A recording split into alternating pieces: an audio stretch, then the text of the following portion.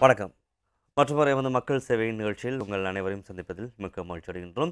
இன்றும் கூட மக்கள் சேவை நிகழ்ச்சியில் மிக முக்கியமான ஒரு விடயம் சம்பந்தமாக பேசுவதற்காகத்தான் இன்றைய இந்த நேரடி நிகழ்ச்சி மூலமாக உங்களை நாங்கள் சந்தித்திருக்கின்றோம்.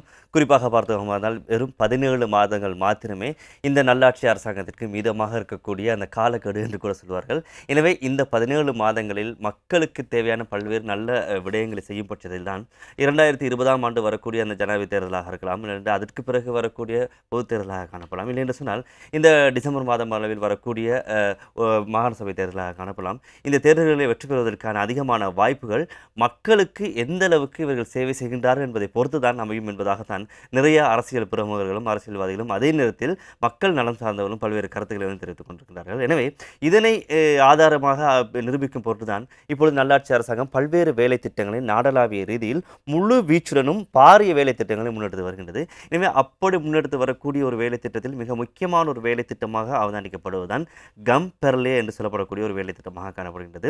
இதன் மூலமாக நாடளாவிய ரீதியில் காணப்படக்கூடிய பின்தங்கிய கிராமங்களை அபிவிருத்தி செய்து அவர்களுக்கு தேவையான மிக முக்கியமான தேவைகளை பெற்றுக் கொடுக்கும் முகமாகத்தான் இந்த கம்பெர்லே வேலை திட்டம் முன்னெடுக்கப்பட்டு வருகின்றது. எனவே இது குறித்தான பல்வேறு விடயங்களை நாங்கள் கேட்டு தெளிவுபெறுவதற்கும் அதே நேரத்தில் என்னென்ன விடயங்கள் மலையகத்தில் முன்னெடுக்கப்பட உள்ளன என்பது தொடர்பாக தான் இன்றைய எமது மக்கள் சேவை நிகழ்ச்சி மூலமாக நாங்கள் கலந்துரையாட தயாராக இருக்கின்றோம். எனவே அதற்காக எங்களோடு இன்றைய நேரடி நிகழ்ச்சி நடந்து கொள்கின்றார் இலங்கை தேசிய தோட்ட தொழிலாளர் சங்கத்தின் பொதுச் செயலாளரும் மற்றும் பதுளை மாவட்ட பாராளுமன்ற உறுப்பினர் கௌரவ வடிவேல் சுரேஷ் எங்களோடு இருந்திருக்கின்றார். வணக்கம். வணக்கம் தேஷ் அவர்களே. சொல்லுங்கள் சார். அதாவது கம்பெரலிய அப்படின்ற ஒரு வேலை திட்டம் இலங்கையில் அதிகமான மக்களால் பேசப்பட்டு வருகின்ற அதே நேரத்தில் அரசியல் பிரமுகர்களால் அதிகமாக உச்சரிக்கப்படுகின்ற ஒரு வார்த்தையாக அமைந்திருக்கின்றது. எனவே நீங்கள் ஒரு சிறந்த ஒரு விளக்கத்தை நாங்கள் எதிர்பார்த்து காத்துக்கணும். கம்பெரலிய என்ற வேலை திட்டம் என்றால் என்ன, தற்பொழுது என்ன வகையில் இந்த வேலை திட்டம் அமைந்திருக்கின்றது? நிச்சயமாக தேஷ் அவர்களே, ஆரம்பத்தில் வசந்தம் தொலைக்காட்சிக்கு என்னுடைய மலையக மக்கள் சார்பாக நன்றியை தெரிவிக்கொள்ள இந்த சந்தர்ப்பம் கிடைச்சதுக்கு. இன்றைக்கி கம்பெர்லி என்கின்ற கிராம எழுச்சி வேலை திட்டத்தை கௌரவ பிரதமர் மந்திரி ரணில் விக்ரமசிங்கே அவர்கள் நிதி அமைச்சர் மங்கள சமரவீர அவர்களோடு இணைந்து வேலை திட்டத்தை அறிமுகப்படுத்தியிருக்கின்றார். மலைய மக்களுடைய பிரதி என்ற வகையிலே கடந்த சில வருடங்களாக ஆமை வேகத்தில் சென்று கொண்டிருந்த அபிவிருத்தி இப்போ குதிரை வேகத்தில் போகும்னு சொல்லி நான் நினைக்கிறேன். அதுதான். ஆமாம். ஆகவே நீங்கள் கூறியது அனைத்தும் உண்மை. இது இறுதி கட்டம் போய்கிட்டு இருக்குது இந்த நல்லாட்சியுடைய அரசு. அப்போ இந்த 1 வருட 7 மாத காலகட்டத்திலே நீங்கள் கூறியது போல் மாகாண சபை தேர்தலாக இருக்கலாம், ஜனாதிபதி தேர்தலாக இருக்கலாம், பாராளுமன்ற தேர்தலாக இருக்கலாம், அவர்களுடைய சமூகத்தை சார்ந்த பிரதேசத்துக்கு எந்த வழியிலாவது இந்த வருகின்ற சந்தர்ப்பத்தை பயன்படுத்தி தாங்கள் மக்களுடைய தேவையை நிறைவேற்றும் வேலை திட்டங்களை மேற்கொண்டிருக்கிறார்கள். நாங்கள் தெளிவாக ஒரு விஷயத்தில் இருக்கிறோம். நான் தெளிவாக இருக்கின்றேன். கௌரவ பிரதமர் அவர்களுடைய அந்த கட்சி சார்ந்தவர் என்ற வகையில் மலையகத்தில் ஐக்கிய தேசிய கட்சியுடைய நேரடி தமிழ் பிரதிநிதி நான் மட்டும் தான் இருக்கிறேன். அப்போ அந்த அடிப்படையில் கௌரவ பிரதமர்கிட்ட சொல்லியிருக்கேன், இந்த கிராம எழுச்சி திட்டம் எவ்வாறு கிராமமாக செல்ல போகின்றதோ அதே போன்று தோட்டமாகவும் செல்ல வேண்டும், டிவிஷனாகவும் செல்ல வேண்டும். எல்லாம் தெளிவாக இருக்கின்றோம் என்பதை நான் எடுத்துரைத்திருக்கின்றேன். அதற்கு ஒரு அங்கீகாரத்தையும் கௌரவ பிரதமர் மந்திரி ரணில் விக்ரமசிங்கே அவர்கள் வழங்கியிருக்கின்றார். அதுக்கு அவரை நன்றியும் தெரிவித்துக் கொள்கின்றேன். பெருந்தோட்ட மக்களை பொறுத்தவரையிலே இந்த நாட்டிலே ஒரு ஆட்சி அமைப்பதென்றால் ஜனாதிபதியாக இருக்கலாம், பாராளுமன்றமாக இருக்கலாம், ஆட்சி அமைப்பதற்கு மலையக மக்களுடைய வாக்கு இன்றியமையாதாக இருக்கின்றது. நிச்சயமாக அவர்கள் தான் ஒரு தீர்மானிக்கக்கூடிய சக்தியாக இருக்கின்றார்கள். ஆகவே அந்த மலையக மக்களுடைய வாக்கு அல்லது அந்த மலைய மக்களுடைய செயற்பாடு கௌரவிக்கப்பட வேண்டும், ஏற்றுக்கொள்ளப்பட வேண்டும், ரெகக்னைஸ் பண்ண வேண்டும். இதான் எங்களுடைய முழுமையான எண்ணம். இந்த வேலை திட்டத்தை செய்வதற்காகத்தான் சில இடங்களிலே பாராளுமன்றமாக இருக்கலாம், ஏனைய கூட்டங்களாக இருக்கலாம், நாங்கள் பிரதம மந்திரியிடமோ ஜனாதிபதியிடமோ யாரிடமோ நேரடியாக சில விடயங்களை சொல்வதுண்டு, வாத விவாதங்கள் ஏற்படுவதும் உண்டு. இதனால் தனிப்பட்ட ரீதியிலே பல பாதிப்புகளுக்கும் உள்ளாகி இருக்கின்றோம். அரசியல் ரீதியாக பல பாதிப்புக்கு நேரடியாக உள்வாங்கப்பட்டாலும் கூட எங்களுடைய மக்களுடைய தேவையும் அவர்களுடைய உணர்வுபூர்வமான உள்ளத்திற்கின்ற தேவையையும் அனுபவ ரீதியிலே அறிந்தவன் என்ற வகையிலே எடுத்துரைக்காமல் இருக்கவும் முடியாது. அவரவருக்கு விளங்குகின்ற பாஷையிலே மும்மொழிகளிலும் நான் எடுத்துரைத்திருக்கின்றேன். அதனால் மீண்டும் கூறுகின்றேன், தனிப்பட்ட ரீதியிலே பாதிக்கப்பட்டும் இருக்கின்றேன். இரண்டாவது விடயம். ஆகவே இந்த கிராம எழுச்சி வேலை திட்டம் எங்களுடைய பெருந்தோட்டங்களிலே பின்தங்கிய பிரதேசங்களுடைய உட்கட்டமைப்பு உள்வாங்கப்பட வேண்டும் என்பதை தெளிவாக இருக்கின்றேன். ஆக ஒரு பிரதேச செயலத்துக்கு திரு தினேஷ் அவர்களே 20 கோடி ரூபா. ஒரு இந்த குறுகிய கால அபிவிருத்தி இந்த கம்பர்லி என்ற வேலைத்திட்டத்துக்கு ஒரு பிரதேச செயலகத்துக்கு 20 கோடி ரூபா. அப்போ மலையத்திலே காணப்படுகின்ற நுவரெலியா, பதுளை, மொன்றாகலையிலே ஒரு பகுதி, மாத்தலை, கண்டி மற்றும் களுத்துறை இந்த பகுதி, ரத்தினபுரியும், கேகாலையும் இந்த மாவட்டங்கள் தான் எங்களுடைய மக்கள், மலையக மக்கள் செறிந்து வாழ்கின்ற பிரதேசங்கள். ஆக இந்த பிரதேசங்களிலே அந்த மக்களுடைய வேலைத்திட்டங்கள் உள்வாங்கப்பட வேண்டும் என்பதிலே நான் தனிப்பட்ட ரீதியிலே அந்த பிரதேச சார்ந்த பெரும்பான்மையினத்தை சார்ந்த ஐக்கிய தேசிய கட்சி பாராளுமன்ற உறுப்பினரோடு ஒரு கலந்துரையாடலை நடத்தினேன். கேகாலை மாவட்டத்திலே என் நண்பர் சுஜி பெர்ரா அவர்கள் ஐக்கிய தேசிய பாராளுமன்ற உறுப்பினர். நான் அவர்களுக்கு கூறினேன், ஒன்றை தெளிவாக நீங்கள் தெரிந்து கொள்ள வேண்டும். தர்ணியாகலை, தெய்யோவிட்ட, கந்தலோயாவில் நாகசேன பகுதி வரைக்கும் பெருந்தோட்டங்களோட அபிவிருத்திகள் நீங்கள் உள்வாங்கப்பட வேண்டும். கம்பர்லி என்றால் கிராமம் அழிச்சு இன்னைக்கு தோட்டத்துக்கு கிராமம் தான் நாங்கள் பேர் வச்சுருக்கோம். இன்னைக்கு தோட்டம் இல்லை, இன்னைக்கு கிராமம் தான். ஆகவே தோட்டம் உள்வாங்கப்பட வேண்டும். இதில் தெளிவாக இருக்க வேண்டும் என்பதை நாங்கள் தெளிவாக எடுத்தோம். அவர்களும் அதனை ஏற்றுக்கொண்டிருக்கின்றார். அதே போன்று ரத்தபுரி பகுதியிலே, காவத்த பிரதேசத்திலே துனேஷ்கான் கந்தையோ, பலாங்கொட பிரதேசத்திலே தாத்துக்கோர்லையோ, அதே போன்று கேகாலை பிரதேசத்திலே எங்களுடைய முன்னாள் பொதுச் செயலாளர் இப்போது எங்களுடைய தவிசாளராக இருக்கின்ற கபீர் அவர்கள், இவரோடெல்லாம் பேசுகின்ற முழுமையாக அவர்கள் ஏற்றுக்கொண்டிருக்கின்றார்கள். ஆக எங்களுடைய வீட்டுரிமை, நில உரிமை, அதுக்கு உறுதிப்பத்திரம் வாங்கும் வேலை திட்டங்களுக்கு அப்பால் இந்த உட்கட்டும் வசதிகளில் தினேஷ் எனக்கு உங்களுக்கு நல்ல அனுபவம் இருக்குன்னு நினைக்கிறேன். எங்களுக்கு சுத்தமான குடிநீர், பாதை அபிவிருத்தி, வைத்தியசாலை அபிவிருத்தி, பாடசாலை அபிவிருத்தி, இவைங்க எல்லாம் இன்றியமையாதாக இருக்கின்றது. அந்த அபிவிருத்தி, மின் விளக்குகள் பொருத்துவது, கலாசார மண்டபங்கள் கட்டப்படுவது, இந்த வேலை திட்டங்கள்லாம் எங்களுக்கு உள்வாங்கணும். இந்த கோயிலை உள்வாங்கிறதுக்கு கூட நான் முன்னுக்கு முழுமையாக பாடுபட்டிருக்கேன். அந்த வேலை திட்டங்கள் சொல்கிறதுக்கு விவரிக்கக்கூடிய நேரம் காண நினைக்கிறேன். இந்த அலரி மாளிகையில் நடைபெற்ற ஒரு கூட்டத்தில் இந்த கம்பெனிக்கு கீழ் பௌத்த விகாரங்கள்லாம் அபிவிருத்தி செய்யப்பட வேண்டும் உள்வாங்கப்பட்ட போது, அப்போ நான் இப்போ பிரதமர் இருக்கிறேன், கோயிலில் எங்கே போயிட்டு வாங்குறது அப்படின்னு. கோயில் உள்வாங்கப்படணும், அந்த மக்களை பற்றி கோயில் உள்வாங்கப்படணும். பௌத்த விகாரங்கள் உள்வாங்கப்படுறதுல எந்த ஒரு ஆட்சேபனையும் கிடையாது. நிச்சயமாக கிறிஸ்தவ ஆலயங்கள் அபிவிருத்தி செய்யப்பட வேண்டும், அதே முஸ்லீம் பள்ளிவாசல்கள் அபிவிருத்தி செய்யப்பட வேண்டும், அது பிரச்சனை. அப்போ அனைத்து தமிழ் முஸ்லீம் பாராளுமன்ற உறுப்பினர் அமைச்சர்கள் அங்கே இருந்தார்கள். நான் எழுப்பி கேட்டேன், இதில் இந்து ஆலயங்களும் கிறிஸ்தவ தேவாலயங்களும் முஸ்லீம் பள்ளிவாசல் உள்வாங்கப்பட வேண்டும். அதை முழுமையாக பிரதமர் ஏற்றுக்கொண்டார். உங்களுடைய விருப்பப்படி உங்கள் பிரதேசத்தில் செய்து கொள்ளுங்கள் என்ற அங்கீகாரத்தையும் கொடுத்திருந்தார். அந்த அடிப்படையில் ஒரு கோயிலுக்கு இத்தனை லட்சம் ரூபாய் ஒதுக்கப்படும் என்ற ஒரு நிலைமையை நாங்கள் கொண்டிருக்கிறோம், ஒரு ஆலயங்களோட அபிவிருத்தி.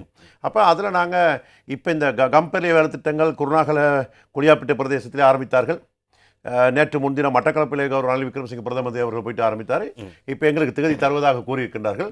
நாங்கள் சொல்லிருக்கோம், மலையகத்தில் நுவரெலியா மற்றும் பதுளை பிரதேசங்களில் கேகாலை ரத்தபுரி, இது அவ்வளோத்துக்கு நான் போவேன். எங்கெங்கே பெருந்தோட்டங்கள்லாம் இந்த அபிவிருத்தி கிராம வளர்ச்சி ஆரம்பிக்குதோ அங்கே அவ்வளோத்துக்கு செய்வோம். இதில் போட் போட்டுக்கிறதுக்கு பேர் போடுறதுக்கு பிரச்சனை இல்லை. சில பேர் அதுக்கு ஒரு போட்டி, அதுக்கு ஒரு போட்டி, மிகப்பெரிய ஒரு பிரச்சனை. இப்போ மிகவும் உங்களுக்கு தெரியும், ஒய்ய உடவேரிய பிரதேசத்திலே உடவேரிய வாழ் மக்கள்கிட்ட நாங்கள் பல விமர்சனங்கள் உள்வாங்கியிருக்கோம், எச்சலாம் வாங்கியிருக்கோம். எங்களுக்கு அந்த ரோட் போட ஒய்ய உடவேரிய பாதையை உள்வாங்கினேன் நான். அதே போன்று அந்த மிகவும் பின்தங்கிய பாதைகளை மட்டும் குறிப்பாக சொல்கிறேன். மிகவும் பின்தங்கிய பாதையில் நீட் ரூட் பகுதியிலிருந்து இதெல்லாம் சின்ன போவே வழியாக செல்கின்ற ஒரு பாதை இருக்கின்றது. இதெல்லாம் நாங்கள் செய்யணும், மக்கள்கிட்ட ஏற்றி வாங்கியிருக்கோம், பிரச்சனை கிடையாது, அவங்களுக்கு பேசக்கூடிய உரிமை இருக்குது. அப்போ அந்த பாதையை நான் உள்வாங்கினேன். இந்த பாதை கண்டிப்பாக செய்யப்பட வேண்டும் என்பதிலே. அதே போன்று தேமோதர பகுதியிலே, ஹாலியல பிரதேசத்திலே, பசலூர், மடுசிம, பதுள்ள, இந்த பல்லக்கட்டுவ பிரதேசங்களிலே மற்றும் இந்த பண்டாரவளை, வெளிமட உவாப்பரண பிரதேசங்களே பெருந்தோட்டங்கள் பாதையோட அபிவிருத்தி எல்லாத்தையும் உள்வாங்கப்படப்பட்டு அதுக்கு விசேட அனுமதியும் வாங்கி நிதி ஒதுக்கக்கூடிய வேலைத்திற்கு செய்தோம். நேற்று முன்தினம் பார்க்க போனால் சில அரசியல்வாதிகள் உடனடியாக அவருடைய படங்களையும் போட்டு இதெல்லாம் நாங்கள் இங்கே பேசி பாராளுமன்றத்தில், தேசிய அரசாங்கத்தில், பாராளுமன்றத்தில், மத்திய அரசாங்கத்தில் எடுத்துக்கொள்ளப்படுகின்ற வேலை திட்டங்கள் தான் இது தினேஷ் அவர்கள். ஏன்னா பிரதேச சபையில் வேலை கொஞ்சம் செய்வாங்க, மாகாண சபையில் செய்வாங்க, அப்படி செய்வாங்க. மத்திய அரசாங்கத்தில் நிதி அமைச்சும் கொள்கைகள் சம்பந்தப்பட்ட கொள்கை திட்ட அடிப்படையில் கௌரவ ரணில் விக்ரமசிங்க பிரதமர் அவர்களுடைய அமைச்சும் இணைந்து செய்யக்கூடிய வேலை திட்டம் இது. ஆகவே இது தேசிய ரீதியில் செய்யக்கூடிய வேலை திட்டங்கள். ஆனால் இந்த மாகாண பொறியியலாளருக்கு இது சம்பந்தமாக அறிவிக்கப்படும், அந்த எஸ்டிமேட் எடுப்பதற்கெல்லாம் அறிவிக்கப்படும். அவர்கள் மூலமாக அவர்களுடைய அந்த இருப்பார்கள் தானே, அது அவர்கள் மூலமாக செய்திகள் சென்றவுடன் இதை சந்தர்ப்பமாக பயன்படுத்தி சில பேர் என்னது டக்குன்னு ஃபோட்டோ அடித்து இப்போ தான் அந்த digital telephone digital cut out அடித்து உடனடியாக கட் அவுட். ஆகவே இந்த கட் அவுட் போஸ்டர்ஸ்க்கெல்லாம் அவங்க விருப்பம் மணிக்கு அவங்க செய்துக்கலாம். நாங்கள் அந்த பிரதேசத்தில் வந்து அமைப்பாளர்கள் தெரிஞ்சுக்கிறோம். ஆனால் அம்மி மிதித்து அருந்ததி பார்த்து 10 மாதம் 4 வந்து பெற்ற பிள்ளைக்கு வேறு யாரும் வந்து பேர் வைக்கிறதே அனுமதிக்க முடியாது. இவ்வாறு சூழ்நிலை இருக்குது. பரவாயில்ல, புள்ள என்னை விட்டு நான் தான் பேர் வைப்பேன். ஆகவே அந்த வேலை திட்டத்தை இன்றைக்கி மலையகத்தில் பாரிய அளவில் சந்தோஷமாக எங்களுக்கு தேவை. யார் நெல் குத்துறாலும் பரவாயில்ல, அரிசியாகும் எங்கள் மக்களுக்கு. ஆகவே அதில் போட்டி போட்டுக்க விரும்பலை. இருந்தாலும் மக்களுக்கு தெளிவுபடுத்த வேண்டிய ஒரு சூழ்நிலை ஒன்று இருக்குது. யார் போட் பிரச்சனை இல்லை, மக்கள் மனதில் வாழ்கின்றவர்கள் நாங்கள் என்ற வகையில் இந்த பாரிய மிகவும் பின்தங்கி இருந்த இந்த பாதை ரோபரினி ஒரு இடம் இருக்கு, உங்களுக்கு தெரிஞ்சிருக்கும். இங்கேருந்து 225 கிலோமீட்டர் கொழும்பு மதுரைக்கு, மதுரையிலேருந்து 100 கிலோமீட்டர் ரோபர் தோட்டத்துக்கு. ஆனால் அது மதுரை மாவட்டம். ஆனால் முக்கால்வாசி காப்பட் பண்ணிட்டேன், மறுவிசுவாசி தான் காப்பட் பண்ணேன். குருகுல ஜங்ஷன் வந்து அந்த கொக்காகோலா வழியாக ரோபருக்கு இன்னும் மிச்சத்துண்டு அந்த பக்கம் இருக்குது, பிட்டமாரோ பகுதியில் வியலுவ பிரதேசத்துக்கு. இப்போ அது தொகுதிக்கு காசு போட்டுக்கிறேன். காசு போட்டுன்னா அந்த பிரதேச சார்ந்த ஒரு பெரும்பான்மை அமைப்பாளர் கால் பண்ணி கேட்டார், எப்படி போட்டுருக்கு. அதை போட்டாச்சு. நான் சொன்னேன், அதுக்கு பாதைக்கு வாங்கியாச்சு. எனக்கு பல கோடி ரூபா நிதி ஒதுக்கி தந்தார் பிரதம மந்திரி. ரோடு போட்டாச்சு. ரைட்டுன்னு சொல்லி கொண்டு வந்தார். அப்போ இது நேற்று முழுந்து பேசிட்டு நான் வெளிநாட்டுக்கு போய் நேற்று வந்து பார்க்குறேன், அவர்கிட்ட இப்போ கட் அவுட்லாம் போட் போட்டு வச்சிருக்கிறாராம். அப்படியெல்லாம் இருக்குது. ஆகவே அதெல்லாம் மக்கள் இன்றைக்கி தெளிவாக இருக்காங்க. மக்களை ஏமாற்ற முடியாது. மக்கள்கிட்ட வாக்கு பெற்றவர்களை மலையகத்தில் பெருந்தோட்டத்தில் இந்த கிராம எழுச்சி வேலை திட்டத்தில் பல அபிவிருத்தி வேலை திட்டங்கள் நடக்கும்போது, பல பாரிய முன்னேற்றங்கள் படும்போது அதுக்கு முழுமையாக நாங்கள் பொறுப்பு கூறுவோம். அதுக்காகத்தான் இவ்வளோ காலம் போராட்டம் செஞ்சோம். அதுக்காகத்தான் பாராளுமன்றத்தை பிரச்சனைப்படுத்துகிறோம். அதுக்காகத்தான் பிரதம மந்திரியோட வாத விவாதங்களுக்கு உள்வாங்கப்பட்டோம். பல பிரச்சனைகளுக்கு முகம் கொடுக்கப்பட்டோம். ஆனால் இன்றைக்கு எங்களுடைய தேவை நிறைவேற்றப்படும். ஆனால் இந்த 1 வருடம் 7 மாதத்தில் மிகவும் வேகமாக சென்று இந்த அபிவிருத்தி எங்கள் மக்கள் கடை செய்ய வேண்டியிருக்குது. அது மட்டுமல்ல, பாதை மட்டுமல்ல, பாடசாலை அபிவிருத்தி, சுகாதார அபிவிருத்தி, வைத்தியசாலைக்கு செல்லும் பாதை, மற்றும் அந்த ஆலயங்கள், அரைக்குறையாக கட்டப்பட்டிருக்கின்ற ஆலயங்களை முழுமையாக்குவது, சுயதொழில் ஊக்குவிப்பது, வங்கிகள் மூலமாக கடன் வழங்குவது. பெருந்தோட்டத்தை சார்ந்தவர்கள் யாருமே வங்கியில் போய் இந்த கிராம எழுச்சி திட்டம் மூலமாக வாங்கி இது வரும்போது ஒப்பனை தேவை கிடையாது. யாருக்கும் அந்த டீட் கொடுக்கணும்னு இல்லை. அது பிரதமர் தெளிவாக சொல்லியிருக்கிறார். உடனடியாக அவங்களுக்கு ஒரு கேரண்டி சைன் பண்ணும். அவங்களோட குடும்பத்தை யாரோ கேரண்டி சைன் பண்ணலாம். அப்போ அவங்க சுயதொழில் எதுவும் செய்யலாம். இன்றைக்கி மலையகத்தை பொறுத்தவரை இப்போ மலையகத்தை பொறுத்தவரை விஷயமாக இன்றைக்கி அந்த த்ரீவீல் எடுத்து முச்சக்கர வண்டி இன்றைக்கி ரிப்பேர் பண்ணுறவங்க இருக்கிறாங்க. முச்சக்கர வண்டி லோன் எடுத்து வெஹிக்கிள் எடுத்து லீஸ் எடுக்கிறவங்க, அப்படியே இருக்கிறவங்க அவங்களுக்கு லோன் வழங்கப்படுது. கோழி குஞ்சு வளர்க்குறது, கால்நடை வளர்ப்புகளுக்கு கிட்டத்தட்ட எந்த அளவுக்கு பணம் வழங்கப்படும் அது அவர்களுடைய அந்த வேலை, அந்த ப்ராஜெக்ட் கேட்ட வகையில் அது வங்கிகளுக்கு விசேட கவுண்டர் ஒன்று திறக்கப்பட்டிருக்கு. எல்லா நகரங்களிலும் அந்த வேலைகள் ஆரம்பிக்கப்பட்ட ஆரம்ப கட்ட நடவடிக்கைகள் நடந்து கொண்டிருக்கு. எந்த ஒரு பேங்க் மேனேஜர் நாங்கள் சேமன்ல இருந்து கூப்பிட்டு பேசணும். எந்த ஒரு பேங்க் மேனேஜரும் லோனை வந்து தடுத்து நிப்பாட்ட முடியாது, அல்லது வீட்டுக்கு காணி டீட் கேட்க முடியாது. இப்பதான் நாங்கள் கட்டமாக டீட் கொடுத்துட்டு போறோம். எல்லாத்துக்கும் மலைய மக்கள் டீட் இல்லை. அதே மலையகத்தில் படித்த எல்லா இளைஞர்களுக்கும் அரசாங்க உத்தியோகமும் இல்லை.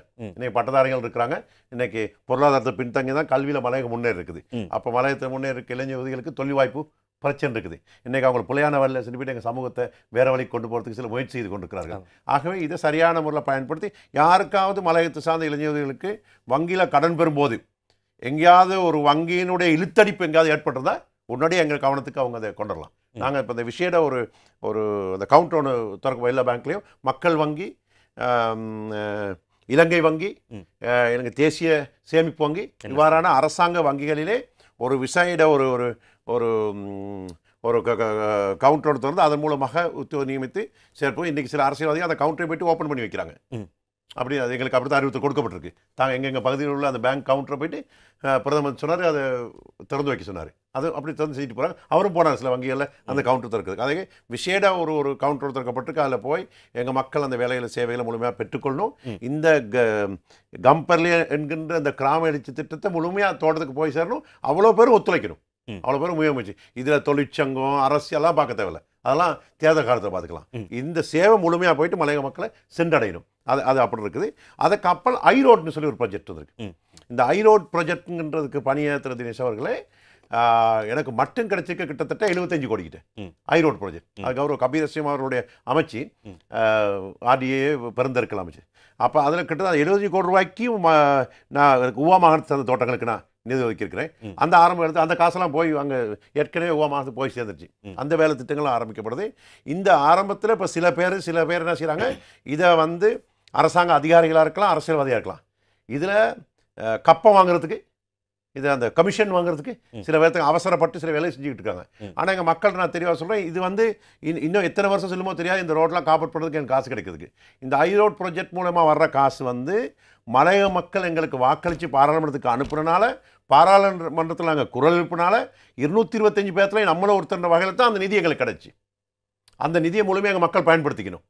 ஆகவே இந்த பாராளுமன்றத்திலிருந்து வந்த இந்த நிதியை ஐரோட் ப்ராஜெக்ட் கீழ் வரப்பட்டிருக்கின்ற இந்த நிதியை முழுமையாக மலைய மக்கள் அந்த சூப்பர்வைஸ் பண்ண, அவங்களும் சேர்ந்து இந்த வேலை சரியான முறையில் காப்பீட் பண்ணப்படுதா, இல்லாட்டி நாங்கள் மண் சரிவுக்கெல்லாம் பாதிக்கப்பட்டவங்க, அப்போ எங்களுக்கு காலநிலை நிலைமையில் இந்த ரோடு டக்குன்னு உடஞ்சி போகும், அப்படியெல்லாம் இருக்கும். இப்போ சில நேரம் இதில் சில பேர் சம்பாதிக்க சில வேலை திட்டங்கள் செய்யலாம். ஆகவே வடிவ சுற்றுப்பத்தில் கமிஷன், இந்த பகா, அந்த போத்தல் அதெல்லாம் இல்லை, அது மலைய மக்களுக்கு நல்லாவே தெரியும். ஆகவே முற்று முழுதாக ஒதுக்கப்பட்டிருக்கின்ற அத்தனை கோடி ரூபாவும் 1% யாருக்காவது கமிஷனுக்கோ அல்லது வேறு பகாவுக்கோ போகாமல் முழு தொகையும் அந்த தோட்டத்தினுடைய அபிவிருத்தி பாதைக்கு பயன்படுத்தப்பட வேண்டும் என்பதில் தான் நாங்கள் தெளிவாக இருக்கின்றோம். ஆகவே ஒவ்வொரு மலையக மகனுக்கும் பொறுப்பு இருக்கின்றது. காசு ஒதுக்கும் போது யாரோட வீட்டிலேருந்து காசு கொண்டு வரல, என்னுடைய வீட்டிலேருந்து நான் காசு கொண்டு வரல.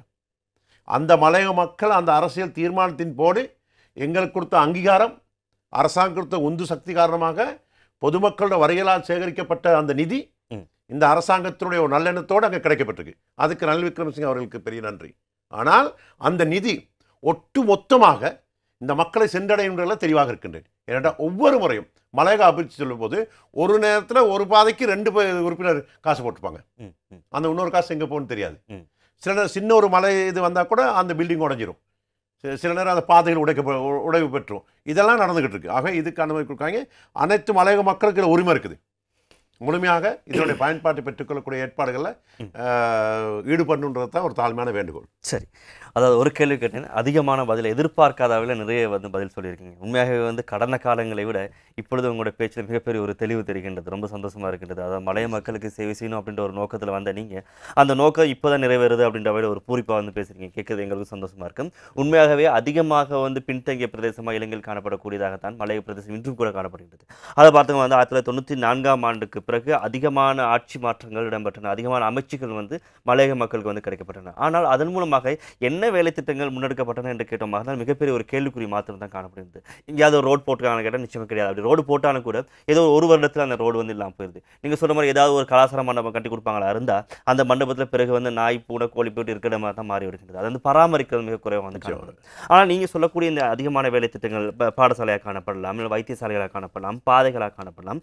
இந்த வேலை திட்டங்களை யார் உங்களுக்கு முன்மொழிந்தது? அதாவது நீங்களா நேரடியாக சென்று ஒவ்வொரு கிராமங்களுக்கு சென்று இந்த வேலை தான் இந்த கிராமத்துக்கு வரணும்னு சொல்லி தீர்மானிச்சிங்களா? சரி, யாராவது சிவில் அமைப்புகளை உருவாக்கி இல்லை அங்கே இருக்கக்கூடிய படித்த இளைஞர்களை உருவாக்கி அவர்கள் மூலமாக ஆலோசனை பெற்று இந்த வேலை திட்டங்களை முன்னெடுக்கிறதுக்கு நீங்கள் வாய்ப்பு ஏற்படுத்திருக்கீங்க? நல்ல ஒரு விஷயம் தினேஷ் அவர்களே நீங்கள் கேட்ட கேள்வி. சில நேரங்களில் சில பிரதேசங்களில் சில பெரும்பான்மை அரசியல்வாதிகளுக்கு அந்த குழப்பம் இருக்குது. இப்போ நீங்கள் உதாரணத்தை மடு உரிமையில் எந்த ரோடை செய்யுது அப்படிங்கிற ரைட், அந்த ரோடு சென்று இந்த ரோடு சென்று இந்த கிராமத்தை செய்யணும்னு சொல்லி ஐக்கிரிவா மெட்டிக்கத்தின்னு சொல்லி ஒரு பெரும்பான்மை அரசியல்வாதி எழுதுவார். அதிகமாக எந்த இடத்துல வாக்கு கிடைக்குதோ அதே இடத்துல தான் வேலை செய்யலாம். அப்போ நீங்கள் வடிவ சிருஷ்டி கேட்டிங்கன்னா, நான் மாதோவில் தொடங்கி மாதோவை வெரலப்பத்தனை கல்லுள்ள பட்டாவத்தை எல்லாரோடும் காப்பாட் பண்ணணும் தான் எழுதுவேன். எங்கள் நிலைமை அங்கே தான் இருக்குது. என்கிட்ட 100க்கு ஒரு 75% பாதைகள் சீரமைக்க வேண்டியிருக்குது, காப்பாட் பண்ண வேண்டியிருக்குது. ஆகவே இந்த வேலை திட்டங்கள் நாங்கள் செய்கிறதுக்கு நாங்கள் ஏற்கனவே மனதார அனுபவ ரீதியிலே அறிந்து வைத்திருந்தோம் எந்த பிரதேசத்துக்கு எந்த பாதைகளை செய்ய வேண்டும் என்று. வருடக்கணக்கில் மக்களுடைய எதிர்பார்ப்போடு ஏமாந்திருந்த மக்கள் இருக்கிறார்கள். அந்த பாதைகள் செப்படாமல் இருக்குது, பஸ் சர்வீஸ் போட முடியாமல் இருக்குது, ஒரு கர்ப்பிணி தாயை வைத்தியசாலை கொண்டு வர முடியாமல் இருக்குது, படிக்கக்கூடிய அனைத்து ஆர்வமும் இருந்து பாடசாலைக்கு வர முடியாத பிள்ளைகள் இருக்குது. இப்போ இந்த சூழ்நிலை பஸ் சர்வீஸ் ஸ்கூலுக்கு போகணும்னாலும் இப்போ எங்களுக்கு இலங்கை போக்குவரத்து கூட போகும்போது பாரு பஸ் தான் அந்த பாதையில் ரோட் பஸ் போட முடியாது அப்படின்ற ஒரு சூழ்நிலையெல்லாம் வந்துக்கிட்டு இருக்கும். ஆகவே இவ்வாறான நிலைமைக்கு மத்தியில் இப்போ எங்களுக்கு அந்த பைஹாட் பேப்பர் தாள் கொடுத்தா இந்த ரோட்டுக்கு இருக்குன்னு எழுதிருப்போம், கிலோமீட்டர் கணக்கில் எழுதிருப்போம். அதை நாங்கள் அறிஞ்சு வச்சுருந்தோம். அதே நேரத்தில் பிரதேச செயலகத்தினுடைய முழுமையான ஒத்துழைப்பையும் நாங்கள் இதை பெற்றுக்கின்றோம். அந்த டிஓ தொழில்நுட்ப வேலை போயிட்டு அதை எஸ்டிமேட் எடுக்கணும். ஆக இந்த முறை எடுக்கிற இந்த பாரிய அபிவிருத்தி அகலம் கூடுதலாக நீர்ப்போதாக என்பிஆர் ரிப்போர்ட் ஒன்று சொல்வார்கள். அந்த மண் பரிசோதனை திணைக்களத்தை ரிப்போர்ட் வேணும். இப்போ என்கிட்ட நிறைய அந்த மண் சரிவு அபாயங்கள் ஏற்படுறதுனால அந்த பாதைகளுக்கு பெரிய தொகை அரசாங்க நிதி ஒன்று போகும்போது அந்த என்பிஆர் ரிப்போர்ட் தேவைப்பட்டிருக்கின்றது. ஆகவே அதை பெற்றுக்கொள்வதற்காக நாங்கள் இப்போ அதுலேயும் எங்களுக்கு பிரச்சனை மலையகத்தை சார்ந்த நிறைய பிரதேச செயலகத்தினுடைய அபிவிருத்தி சங்க குழு தலைவராக நம்ம இருக்கிறோம். அப்போ நொடுகலை அபிவிருத்தி சங்க குழு தலைவர் நான், பசல் நொடுக அபிவிருத்தி சங்க தலைவர் நான், அதே மாதிரி கிணூரியா மாவட்டத்தில் எங்களுடைய சகோதரர்கள் தமிழ் பாராளுமன்ற உறுப்பினர்கள் தலைவராக இருக்கின்றார்கள். நல்ல ஒரு சகிம்சை. ஆகவே டக்குன்னு அந்த வேலை திட்டங்கள் செய்துக்கலாம். எங்களுடைய வேலை திட்டங்கள் நாங்கள் செய்து கொண்டு போய்கிட்டு இருக்கிறோம். ஆகவே அந்த மாதிரிக்கு நாங்கள் அறிஞ்சு தெரிஞ்சு புரிஞ்சு வச்சிருக்கின்ற அந்த தோட்டங்களையும் மக்களுடைய வேண்டுகோளும் இன்றைக்கி எங்கள் மக்களுடைய வேண்டுகோள் தினேஷ் அவர்களே, இந்த அரசாங்கம் சந்தோஷப்படணும். இந்த நாட்டில் வந்த ஜனாதிபதி அவ்வளோ பேர் சந்தோஷப்படணும். இன்றைக்கி என்னோட ஜனாதிபதி அவர்கள் அல்லது பிரதம மந்திரி அவர்கள் என்னுடைய ஒரு பசனையை சேர்ந்த அல்லது அப்புத்தலையை சேர்ந்த ஒரு தோட்டத்துக்கு வந்தாங்கன்னு சொன்னால் உணவு கடிதங்கள் கொடுப்பார்கள், மனுக்கள்.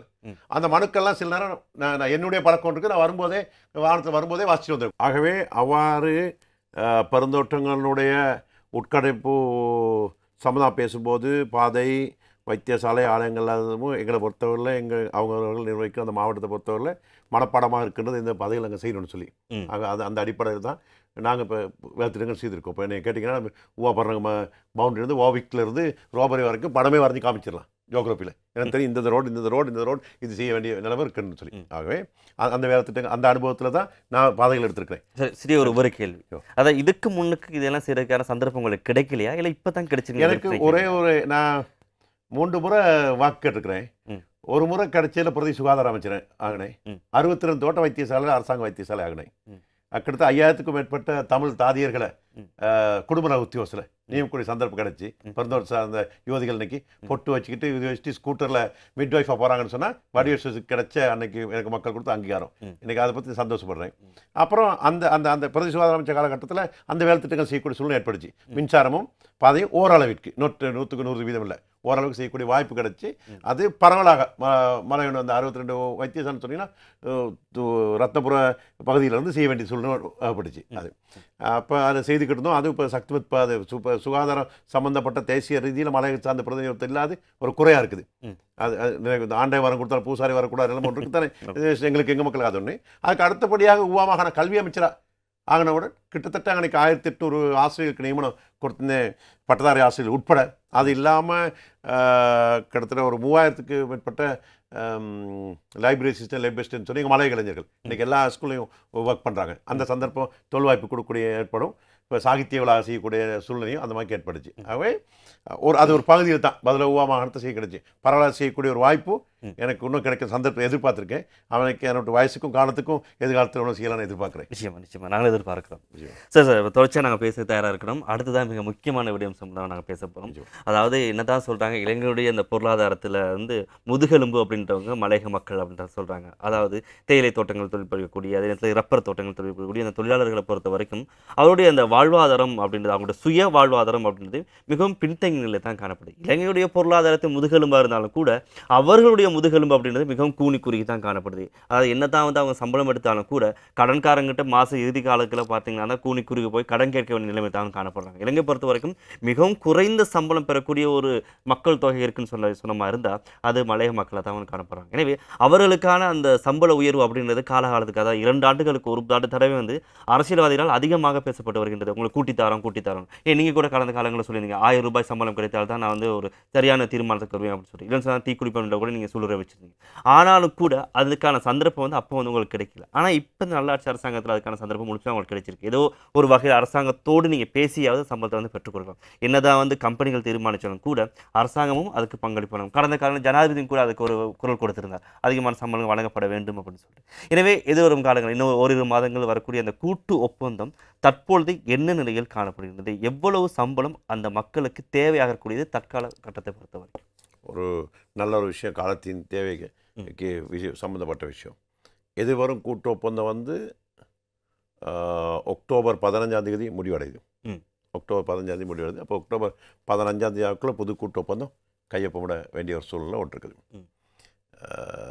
ஏற்கனவே நடைபெற்ற கூட்டு ஒப்பந்தம் 2015 ஆண்டு அந்த முடிவடைந்த கூட்டு ஒப்பந்தம் வந்து 2016 சைன் பண்ணோம். 2016 அக்டோபர் சைன் பண்ண வேண்டியது. அப்போ 2013 முடிஞ்சு 2015 சைன் பண்ண வேண்டிய கூட்டு ஒப்பந்தம் 2016 அக்டோபரில் சைன் பண்ணக்குள்ளே 1.5 வருஷ காலம் வீணாகிவிட்டு. 1.5 வருஷ காலம் வீணாகிடுச்சு. பேச்சுவார்த்தையும் தேர்தல்களும் தேர்தல் வாக்குறுதிகளும் எல்லாம் நிறைவு பெற முடியாமல் ஒரு பிரச்சனை நடந்துச்சு. கட்சி அரசியலும் கூட அது எல்லாம் நடந்தனால 2 வருடத்துக்கு ஒரு முறை தான் தினேஷ் இந்த சம்பள உயர்வு நிர்ணயிக்கப்படுது. 2 வருடத்துக்கு ஒரு முறை தான் தோட்ட தொழிலாளர் சம்பளம் நிர்ணயிக்கப்படுது. ஆனால்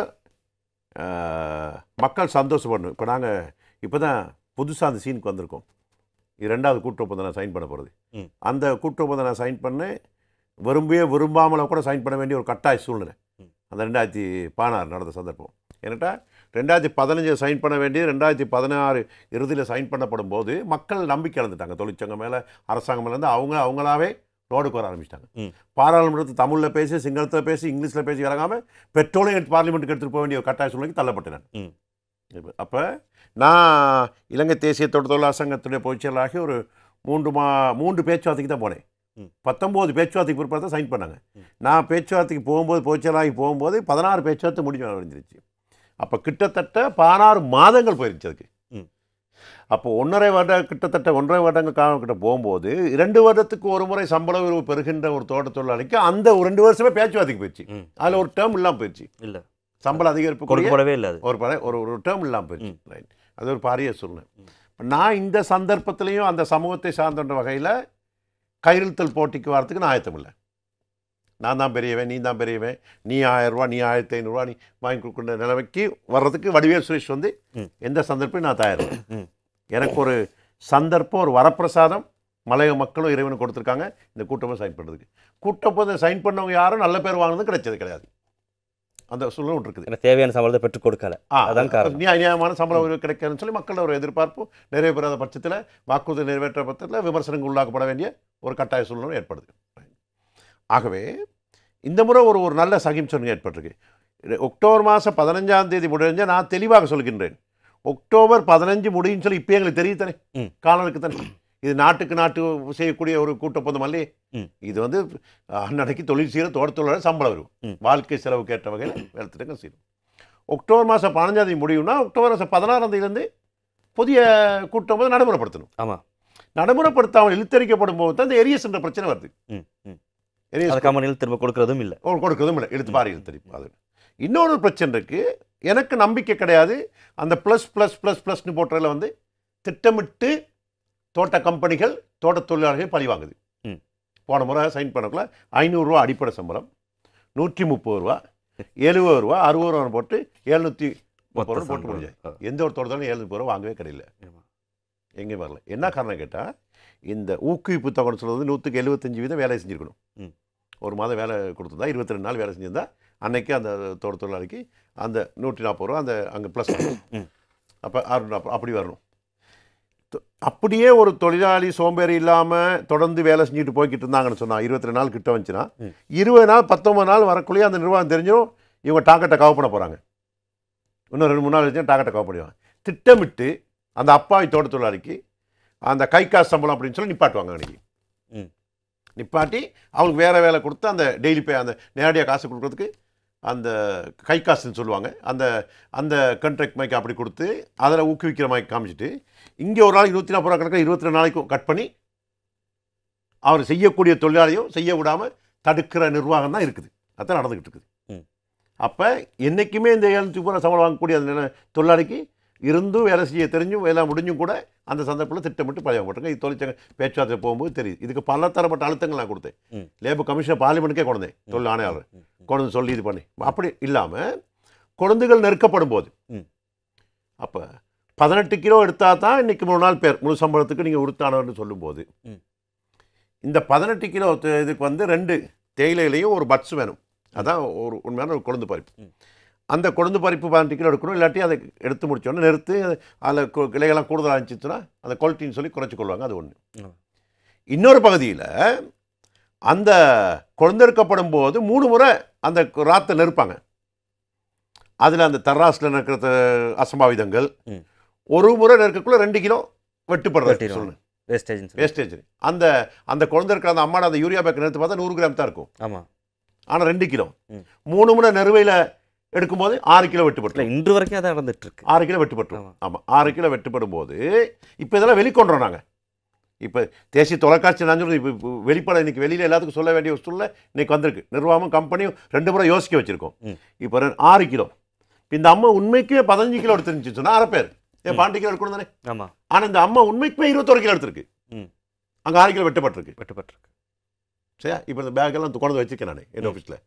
பேக் சம்மந்தப்பட்டவங்க எல்லாம் சில இடங்களுக்கு நிலுவை இருக்கிறதுக்கு போக்கில் தராசெல்லாம் போட்டு ஓடினவங்களும் இருக்காங்க. எல்லாம் கொண்டு வச்சுக்க இந்த வேலை இப்போ செய்ய வேண்டிய சூழ்நிலை இருக்கு. இதெல்லாம் சில நேரத்தில் ஜீரணிச்சிக்க முடியாமல் தினேஷ் அவர்களே நாங்கள் ஈடுபாடு போகிறதா வடிவேல் சுரேஷ் சரியில்லாதவனாகிறேன். எங்களுக்கு ஒரு ப்ரொபகண்டா விமர்சனங்கள் வரும். வடிவேல் சுரேஷ் வந்து அசம்பாவிதம் செய்கிறோம், குழப்பம் செய்கிறோம், துரமாரி அடிக்க போகிறோம், பொலிச்சு அடிக்க போகிறோம், பிரச்சனைலாம் எங்களுக்கு வரதுக்கு காரணம் அரசாங்கத்தில் இன்குவாரி எல்லாம் இருக்குது. எனக்கு கிட்டத்தட்ட 16 வழக்கு இருக்குது. மண்டாரில் கோர்ட்ஸ் மட்டும் 6 வழக்கு இருக்குது. அப்படியெல்லாம் இருக்குது. இதுக்கெல்லாம் காரணம் இந்த சில விடயங்களை எவ்வளோ கல்வி அறிவு புத்தி நிலைமைகள்லாம் இருந்தாலும் கூட நாங்கள் பேசுகிற மொழி அந்த நிர்வாகத்துக்கோ கம்பெனிகளுக்கோ விளங்காவிட்டால் எங்களுக்கு தோட்ட தொழிலாளி பழிவாங்கப்படுகின்றார் என்ற சூழ்நிலை வரும்போது அந்த சமூகத்தை சார்ந்தவர் என்ற வகையில் தாராடுத்த தசாடு என்ற வகையில் நாங்கள் சில நேரம் எங்களை ஜீரணிச்சிக்க முடியாமல் சில வேலை திட்டங்களை செய்ய வேண்டி வரும். பார்லிமெண்ட்டுக்கு பெட்ரோல் கொண்டு போகிறதுக்கு நான் படிக்காத இல்லை, நான் ஒரு பட்டதாரி, நான் ஒரு பாடசாலை ஆசிரியராக இருந்தேன். நான் டபுள் டாக்டர் கிரேட் எடுத்துவேன் மலையகத்தில். ஆகவே எனக்கு மலையகத்தாய் அந்த கல்வியை கொடுத்துருக்கு. இதை 1 மாத காலமாக தினேஷ் அவர்களே தோட்ட தொழிலாளி சம்பளம் கொடுக்கணும், அரசாங்க உத்தியோக சம்பளம் அதிகரிக்கப்படும் போது தோட்ட தொழிலாளி சம்பளம் அதிகரிக்கப்படும் சொல்லி பட்ஜெட்டில் பார்லிமெண்ட்டில் தமிழில் பேசினேன், சிங்களத்திலையும் பேசினேன், ஆங்கிலத்திலையும் பேசினேன். யாரும் செய்யும் எடுக்கல கேட்கல. பெட்ரோலை கொண்டு போனோன்னு. ஆனால் உங்களுக்கு ஒரு பெருமை காணப்படுகிறது. இந்த கூட்டு ஒப்பந்தம் சம்பந்தமாக இந்த மலைய மக்களுடைய சம்பளம் விடயம் சம்பந்தமாக அதிகமாக பேசப்படுற காரணமாக இருந்த ஒரு பார்லிமெண்ட் உறுப்பினர் நீங்கள் அப்படின்ட்டு எங்களுக்கு எல்லோருக்கும் பெருமை. அதை ஒரு பேசப்படும் பொருளாக கொண்டு வந்தோம். அப்புறம் ஸ்பீக்கரை கூப்பிட்டு கேட்குறாரு, ஜனாதிபதி கேட்குறாரு, என்ன பிரச்சனை, எனக்கு என் சமூகத்துக்கு பிரச்சனை, சம்பளத்தை கூட்டி கூட பிரச்சனை முடிஞ்சிடும். ஏன் அந்த நிலைமை கொண்டு தான் சர்வதேசமே திரும்பி பார்த்து. நிச்சயமா மனுஷனா யாருக்கும் விளங்கலை. கொஸ்டாந்திர முழுமையாக மீறிய பத்தியில் எங்கள் மக்கள் உயிரோடு மண்ணா போன பிற்பாடு ஹெலிகாப்டரும் வந்துச்சு, ஆம்புலன்ஸ் வந்துச்சு, எல்லாம் வந்துச்சு, எல்லாம் பார்த்தாங்க, அழிவு வந்தவன்.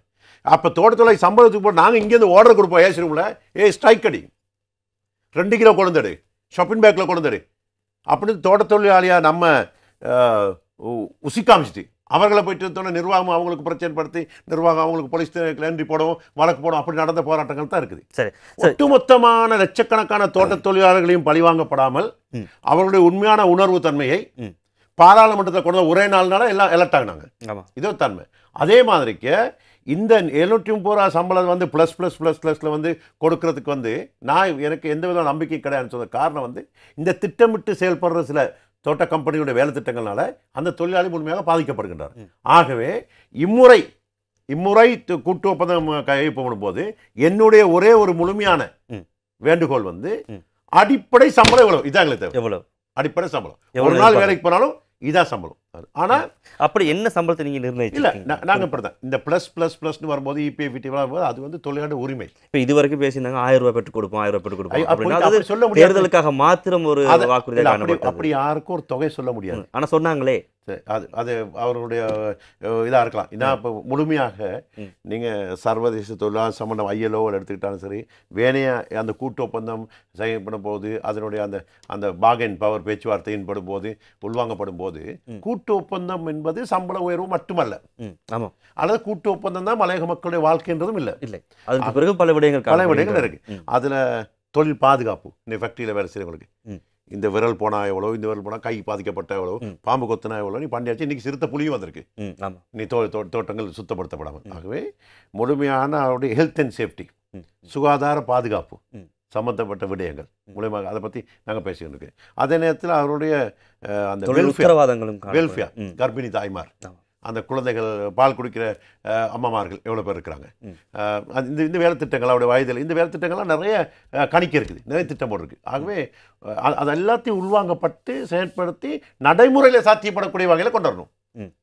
சரி, கூட்டப்போது நான் நீங்கள் சைட் பண்ணுவோம், சம்பள உயர்வு மட்டும் தான் வெளியே வரும், மற்ற விஷயம்லாம் அப்போ என்ன பார்க்குறது, மற்ற விஷயத்தெல்லாம் நிர்வாகம் கெடுபிடி வேலை செஞ்சிடும். சம்பள உயர்வுன்னு போது சம்பள உயர்வு மட்டும்தான் நாங்கள் பேசுகிறோம் எப்போதும் ஊடகத்தில் வந்து.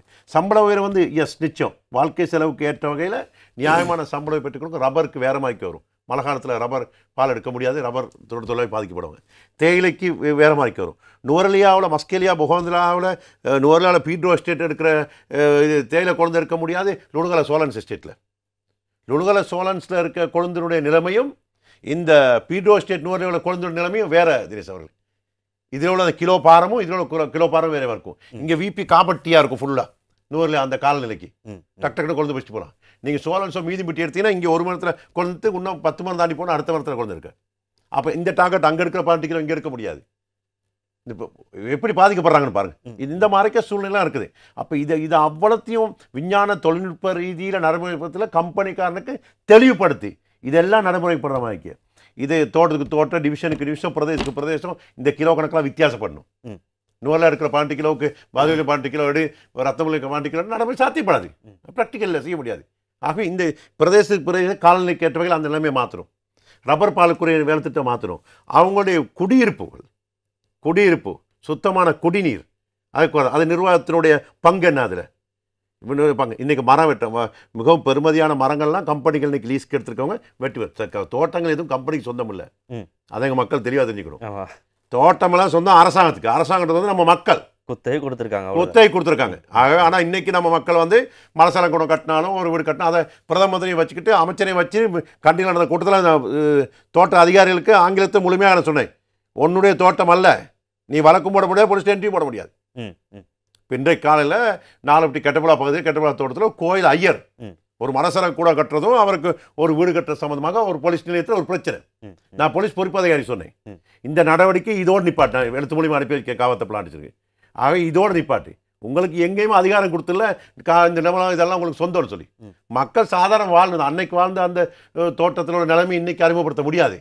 இன்றைக்கி மக்கள் வாழணும், நிரந்தரம் வாழணும். அதுக்கு அந்த பழைய காலத்தில் இந்த கோப்பி காலம்னு சொல்லுவாங்க, அந்த காலத்தில் அந்த வெள்ளையர்கள் நடத்திய நிலைமையில் சில தோட்டத்தோடமார் வந்து மக்களை செய்ய பார்க்குறாங்க. அதுக்கு நமக்கு இடமளிக்க முடியாது.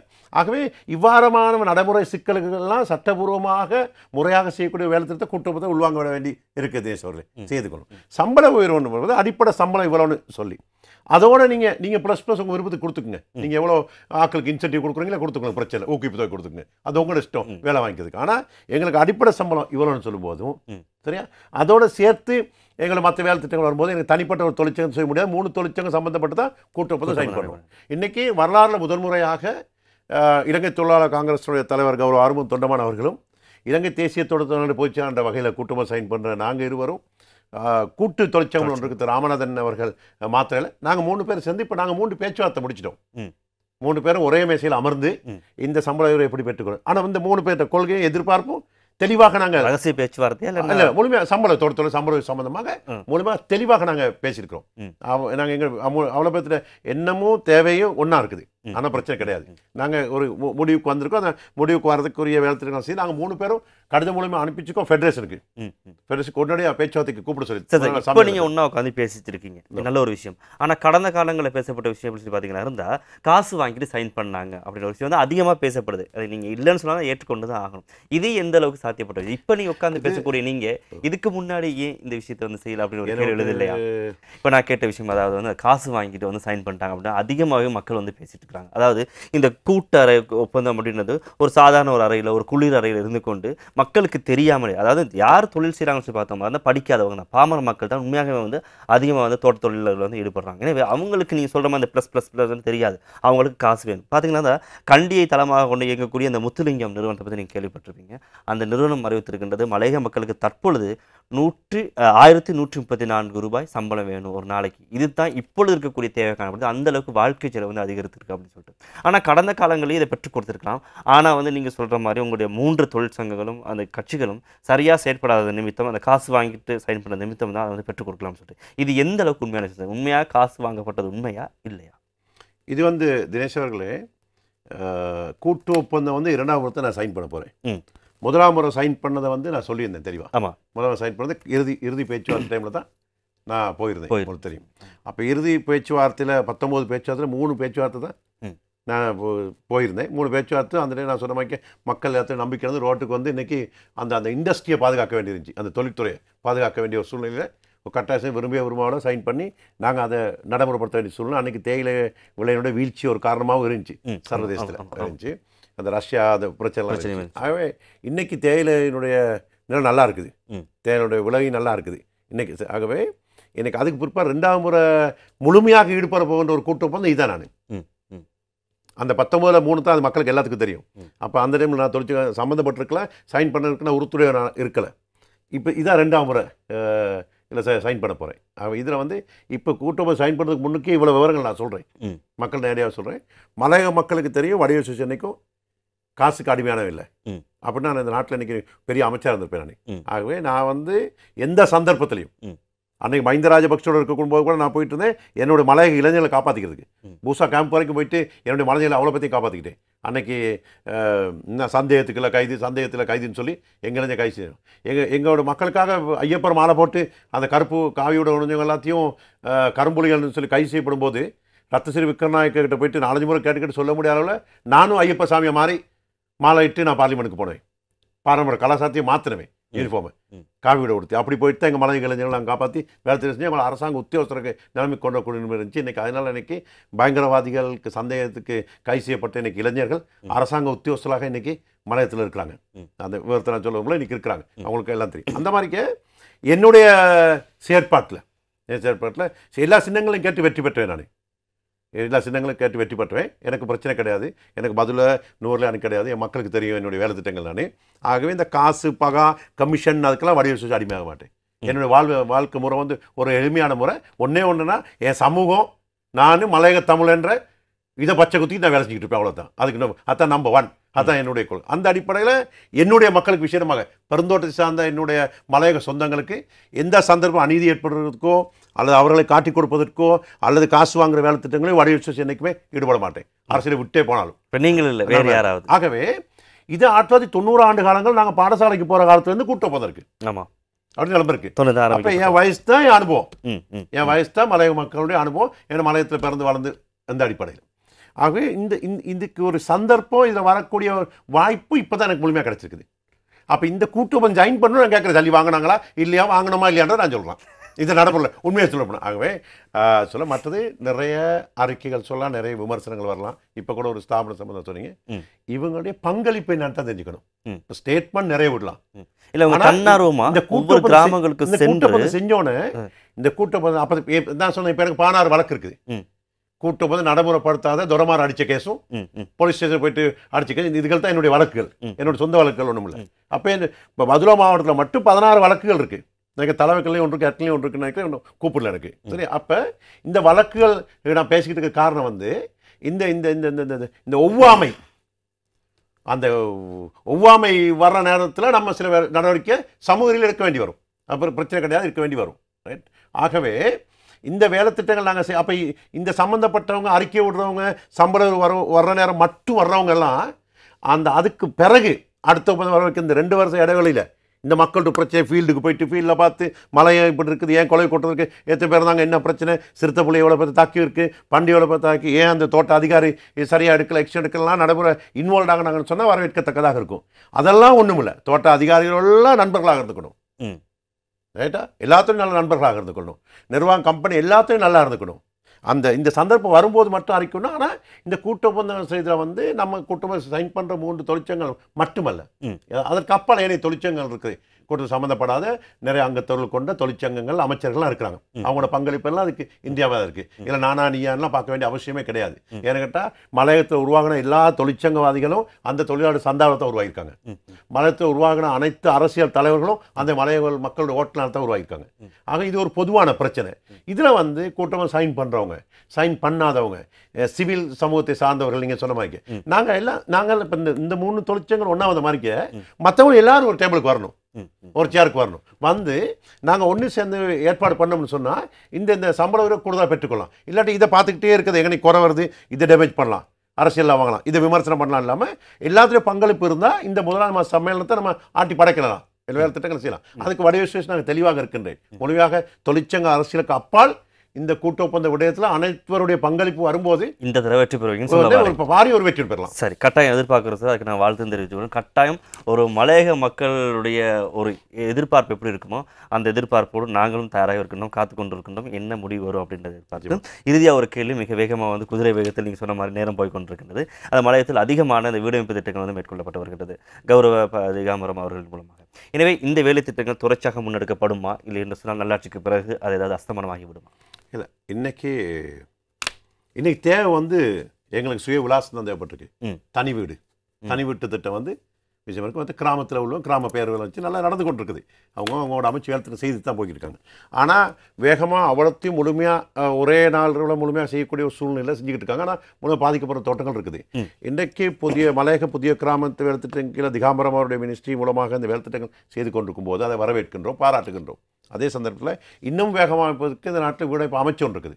இப்போ அதில் நாங்கள் ஐக்கிய தேசிய கட்சி என்ற வகையில் சஜித் பிரேமதாஸ் அவர்களோடு நான் நடத்திய பேச்சுவார்த்தைக்காமே இப்போ நாங்கள் ஒரு வேலை திட்டம் அந்த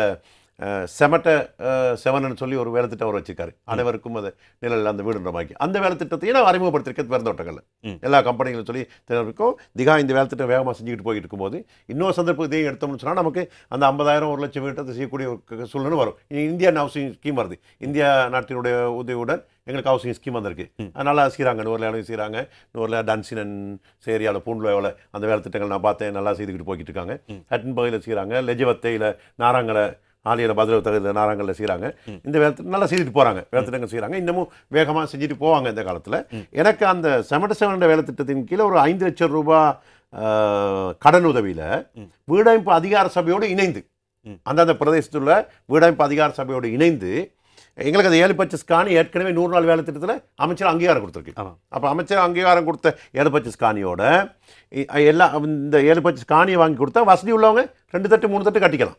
இந்த கொழும்புல வேலை செய்கிற இளைஞர்கள் இருக்காங்க, வசதி உள்ள கட்ட மாதிரி வீடு கட்டிக்கலாம். ஆனால் அது அவங்களோட விருப்பம் இஷ்டத்துக்கு மாதிரி. ஆனால் அந்த 7 பட்ச காணி உத்தியோகம் செஞ்சு கொடுக்கணும். நம்ம அந்த 7 பட்ச காணி எடுத்து 5 லட்சம் ரூபா காணி கொடுக்கும்போது வீடமைப்புக்கு கொடுக்குறாங்க. வீடமைப்பு அதிகார சபை மூலியமாக சிறிய தொகை தான் அறவிடப்படும். மீண்டும் அதற்கு தொழில்நுட்ப ஆலோசனைகள், வீடமைப்பு திட்டங்கள், அது டெக்னிக்கல் அட்வைஸ் எல்லாமே வீடமைப்பு அதிகார சபை மூலமாக இனாமாக வழங்கப்படும். அது செய்து கொண்டு போகும்போது அந்த பிரதேச சார்ந்த அரசியல்வாதி மூலமாக மின்சாரம், குடிநீர், வேற அந்த சிமெண்ட் பேக் கொடுக்குறோம், சிமெண்ட் பேக்குகள் கொடுக்குறோம் அந்த கப்ளர் பண்ணி கொள்றதுக்கெல்லாம். இப்போ அந்த வேலை நான் அறிமுகப்படுத்திருக்கேன். பதிலில் 72 வீடுகள் ஒரு மாதிரி 72 வீடுகள் நான் கட்டி கொண்டிருக்கிறேன். ஆளில் உணுகல தோட்டத்தில் செய்து கொண்டிருக்கிறேன். அதே மாதிரிக்கு அப்போ அது வந்து இப்போ நான் நீருக்கும் மின்சாரத்துக்கும் பாதைக்கும் நான் என்னுடைய நிதி மூலியமாக அது ஒதுக்கிட்டேன். அப்போ அவருடைய அந்த வீட்டு காஸ்ட் ஆஃப் அந்த அதனுடைய வீடு கட்டக்கூடிய தொகை குறைஞ்சி போகும். கிட்டத்தட்ட அவர் வீடுக்கு 15 லட்சம் ஒரு வீடு கட்டி முடியக்குள்ள. ஆனால் 5 லட்சம் கடன் வாங்கியிருப்பாரு. ஏன்னா வேலை திட்டங்களை நாங்கள் வேற மாதிரி வழிகளில் செய்கிறோம். அவ்வாறான ஒரு வேற ஒரு சங்கதி அந்த வேலை திட்டங்கள் இருக்குது, செய்யலாம். ஆகவே அதுக்கும் எங்கள் மக்கள் அந்த வீட அதிகார சபை மூலியமாக வர வீடு பணம் பெற்றுக்கொள்ளும். அப்போ கூடுதலாக நாங்கள் வீடுகளை கட்டக்கூடிய சூழ்நிலை இருக்கும். அந்த வேலை திட்டங்களை உள்வாங்கிக்கிறோம். அதனால சந்தர்ப்பம் அதையும் நம்ம மக்கள் இளைஞர் யுவதிகள் இது பண்ணி ஏற்றுக்கலாம். அது தோட்டத்தில் வேலை செய்யாதவர்களும் இந்த கடன் நன்மையை பெறக்கூடியதாக இருக்கும். சரி சார், நாங்கள் நிறைய விஷயங்கள் பேசுகிறதுக்காக தான் தயாராக இருந்தோம். இருந்தாலும் நேரம் மிக வேகமாக சென்று விட்டது. இருந்தாலும் கூட இந்த குறுகிய நேரத்தில் நிறைய விடயங்கள் எங்களோட பகிர்ந்து கொண்டிருக்கீங்க. அதாவது கிராம எழுச்சி திட்டத்தின் மூலமாக இலங்கையில் மொத்தமாக 15,000 வேலை திட்டங்கள் வந்து முன்னெடுக்கப்பட்டு வருகின்றன. அந்த வேலை திட்டங்களை கிராமத்து குறிப்பாக மலையக மக்களுக்கும் சென்று சேர வேண்டும் என்ற வகையில் அதிகமான சிரத்தையோடு நீங்கள் செயற்பட்டு கொண்டிருக்கீங்க. எனவே அந்த வேலை திட்டங்கள் அனைத்தும் வெற்றி பெற்று நிச்சயமாக எதிர்காலத்திலும் இந்த வேலை திட்டங்கள் சிறப்பான ஒரு எய்தி நிலை அடைய வேண்டும். மலையக மக்களும் கூட இலங்கையில் கூட ஏனைய மக்களோடு போட்டு வாழக்கூடிய ஒரு நிலைமைக்கு வர வேண்டும் என்ற வகையில் தான் நாங்கள் எதிர்பார்க்கின்றோம். அதே இந்த கூட்டு ஒப்பந்தம் என்று சொல்லப்படக்கூடிய இந்த கூட்டு ஒப்பந்தம் மூலமாக அவர்களுக்கு வாழ்க்கைக்கு தேவையான அந்த சம்பளம் கிடைக்கப்பெற வேண்டும் என்ற வகையிலும் கூட நிச்சயமாக உங்கள்கிட்ட இருந்து நாங்கள் நல்ல ஒரு சாதகமான ஒரு பதிலை எதிர்காலத்தில் உங்களை செயற்பாடு மூலமாக எதிர்பார்த்து கொண்டு இன்றைய மக்கள் சேவையில் நீங்கள் இருந்து கொண்டதுக்காக எங்களுடைய மனமார்ந்த நன்றிகளை இந்த வேலை நாங்கள் தெரிவித்துக் கொள்கின்றோம். மலை மக்கள் சார்பாக நன்றி உங்களுக்கு தெரிவித்துக் கொள்கின்றேன். இன்னொரு சந்தோஷமான மக்கள் சேவை நிகழ்ச்சி சந்திக்கலாம். விடைபெற்றிருக்கின்றோம். நன்றி, வணக்கம்.